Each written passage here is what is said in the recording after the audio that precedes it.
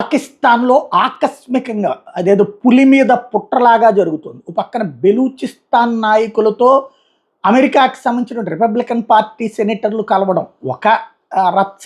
రెండో పక్కన వచ్చేటప్పటికి ఏదైతే ఇప్పటికే బెలూచ్ రెబల్స్ ఫైటింగ్‌తో గొడవ ఒకవైపున, సింధ్‌లో ఇంకొక పక్కన తెహ్రీక్ ఈ తాలిబాన్ పాకిస్తాన్ ఇంకో పక్కన, వాళ్ళ దగ్గర దొరుకుతున్న ఆయుధాలు అమెరికా అన్నటువంటిది మరొక పక్కన, భారత్ మీద పడి ఏడుస్తూ కథ నడపడం ఒక ఎత్తు అయితే, పాక్ ఆక్యుపైడ్ జమ్మూ కాశ్మీర్లో ప్రజల తిరుగుబాటు ఇంకొక వైపున, ఇవన్నీ నడుస్తూ ఉండగా మరొక కీలక పరిణామం చోటు చేసుకుంది. జ్యుడిషియరీ ఏమైనా తెగించేసిందా?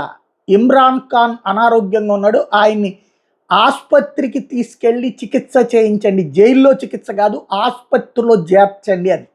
అంటే ఆసుపత్రిలో చేర్చి చికిత్స అంటే ఇమ్రాన్ ఖాన్ని హాస్పిటల్కి తీసుకురాగానే ఇమ్రాన్ ఖాన్ గ్రూప్ అంతా రోడ్డు మీదకి వచ్చేస్తుంది.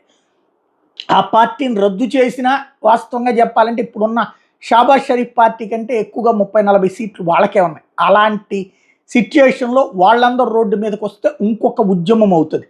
మరి ఎట్టించి ఎటుకుపోతోంది?